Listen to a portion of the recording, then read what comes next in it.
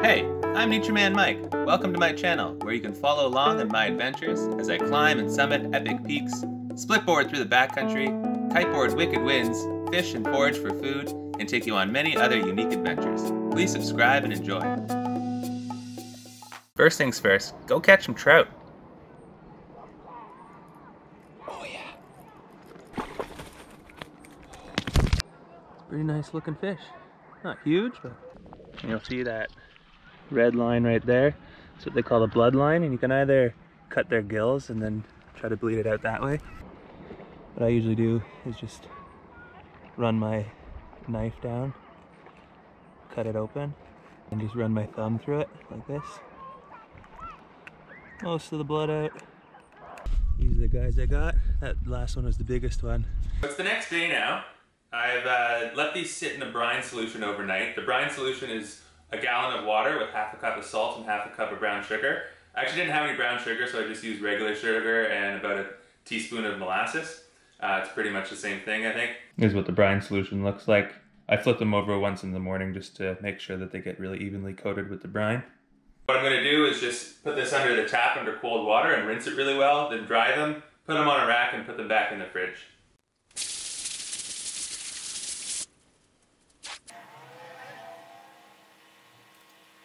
You can also leave the heads on. I just chopped them off just because I wanted to use them as crab bait yesterday, and I also just don't know if I'm going to have enough space inside the smoker I'm going to try to make. So, the reason why I'm going to actually put it back in the fridge, and you can put it in for anywhere from 3 hours for up to almost a day, is to get what's called a pellicle on the outside, and it is kind of like a tacky surface that really lets the smoke adhere to it and makes a much nicer smoky flavor. I actually caught them in smallest, then next biggest, then next biggest.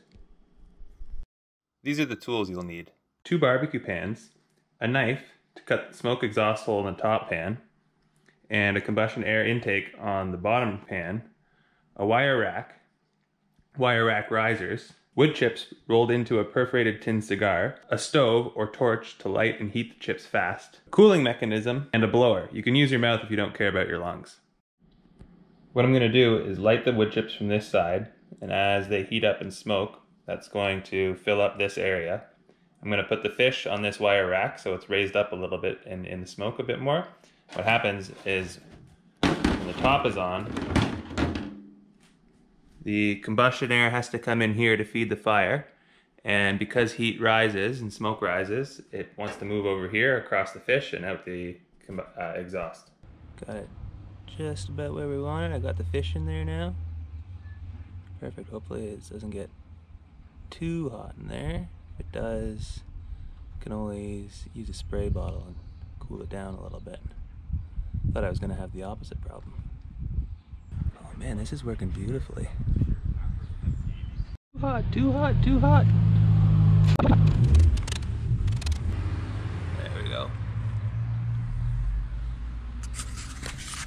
This is a lot of maintenance to make some smoked fish. Oh shit. Yeah, that's hot, obviously.